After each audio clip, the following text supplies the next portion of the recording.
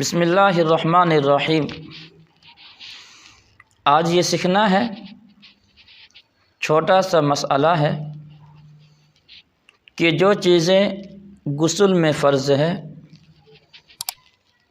یا جو چیزیں وضو کے اندر فرض ہے، اگر انسان ان میں سے کسی ایک کو چھوڑ دے اور بعد میں اسے یاد آیا کہ فلاں رکن کو، فلاں فرض کو چھوڑ دیا، تو اب پھر سے وضو کرنا پڑے گا، پھر سے نہانا پڑے گا، یا جن فرض کو چھوڑا ہے صرف اس کو اگر کر دے، اسے بجا لائے تو غسل یا وضو ہو جائے گا۔